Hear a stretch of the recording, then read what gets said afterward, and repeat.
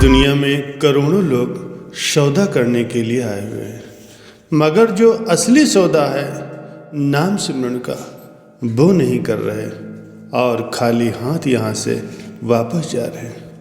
अगर सौदा करना ही है तो सच्चे नाम का सौदा करो, इस दुनिया में भी रहो और नाम भी जपो।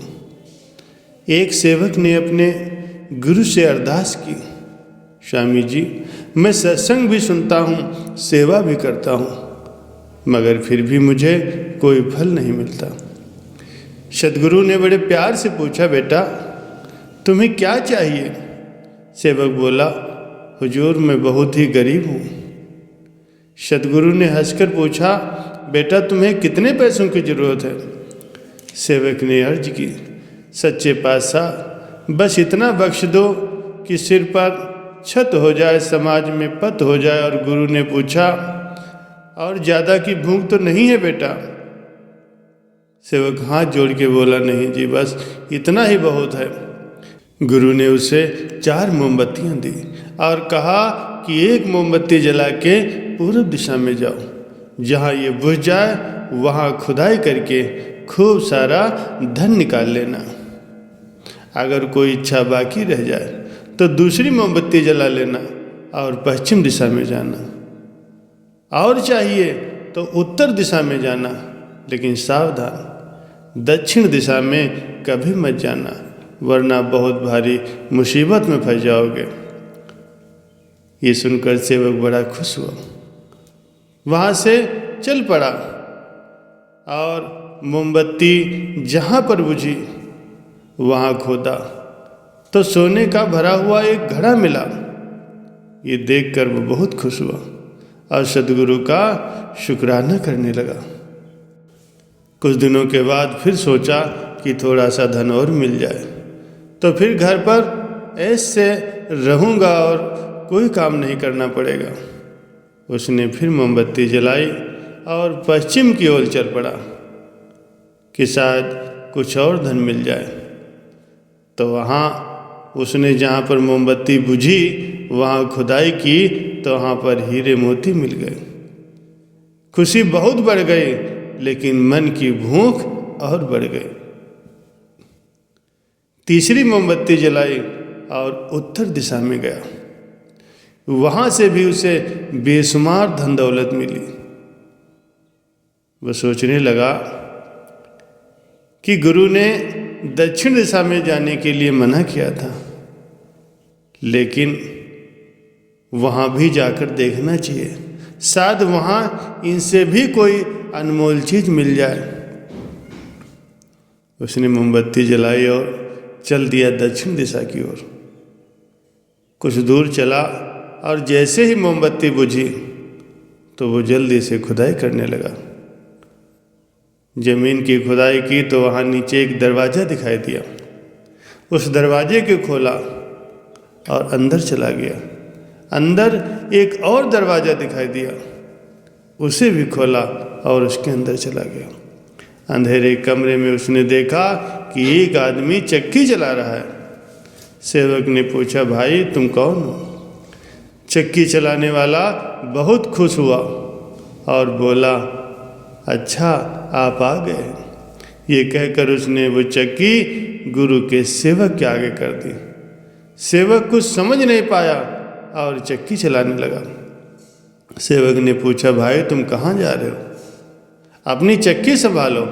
आदमी ने कहा, मैंने भी अपने सद्गुरु के हुक्म को नहीं माना था और लालच के चक्कर में आ गया था और यहाँ इस कमरे में फंस गया। बहुत रोया गिड़गिड़ाया, तब मेरे सद्गुरु ने मुझे दर्शन दिया और कहा, बेटा जब कोई तुमसे भी बड़ा लालची यहाँ पर आएगा तभी तुम्हारी जान छूटेगी। आज तुमने भी अपने गुरु के हुक्म की बदअसूली की है, अब भुगतो। सेवक बहुत ही शर्मसार हुआ और रोते रोते चक्की चलाने लगा। वो आज भी इंतजार कर रहा है कि कोई उससे भी बड़ा लालची पैसों का भूखा व्यक्ति आएगा और उसकी तभी मुक्ति होगी। प्यारे सज्जनों, हमेशा अपने सदगुरु की रजा में राजी रहना चाहिए, क्योंकि सदगुरु को सब कुछ पता है कि उनके बच्चों को कब और क्या चाहिए। जितना भी सदगुरु ने हमें बख्शा है वो हमारी औकात से भी ज़्यादा है। क्यों फिक्र में पड़ा है, तेरा गुरु बहुत बड़ा है, हर हाल में वो तेरे अंग संग खड़ा है। एक आदमी एक साधु के पास गया।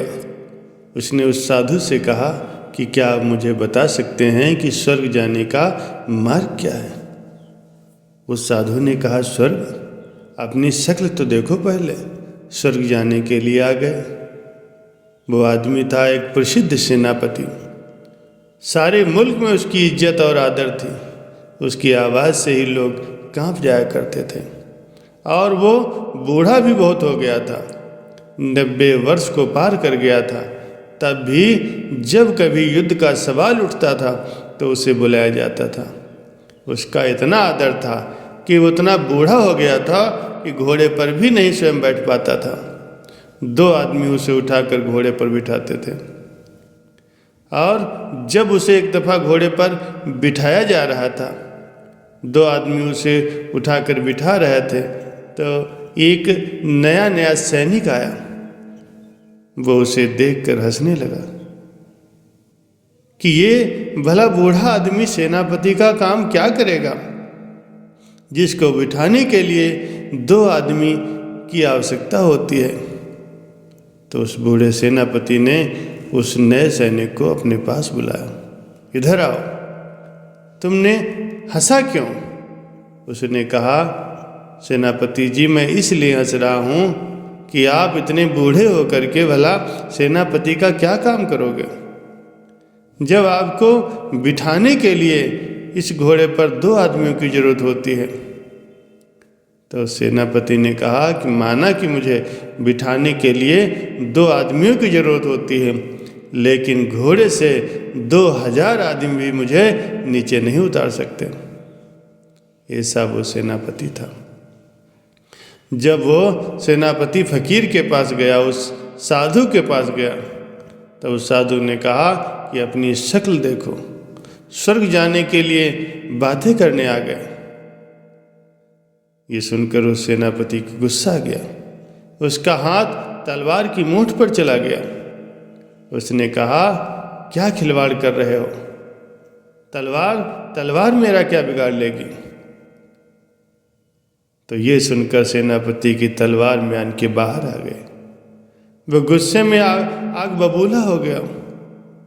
तब साधु ने फिर भड़काने वाली बात कही, क्या बचकानी बात कर रहे हो? ये तलवार मेरा क्या करेगी? इस तलवार में धार भी है या यूं ही निकाल ली? अब उस सेनापति की तलवार उस साधु की गर्दन पर चली गई। ये देखकर उस साधु ने कहा, ये देखो, नरक जाने का रास्ता आ गया। तो उसने कहा कि ये नरक जाने का रास्ता क्या है? तो साधु ने कहा, ये यही है जो तुम कर रहे हो, इसी से ही नरक जाने का रास्ता मिलता है। तो ये सुनकर उस सेनापति को एकदम से होश आ गया। उसने वापस तलवार अपनी म्यान में डाल ली। तो ये देखकर उस साधु ने कहा कि यही है स्वर्ग जाने का रास्ता, समझे कि नहीं? हमेशा बोधपूर्वक जीवन जियो, संतों के बताए हुए मार्ग का अनुसरण करो, महापुरुषों के बनाए गए नियमों की श्रद्धापूर्वक पालना करो। इससे तुम्हारा ये लोक भी सुखपूर्वक व्यतीत होगा और परलोक भी संवर जाएगा।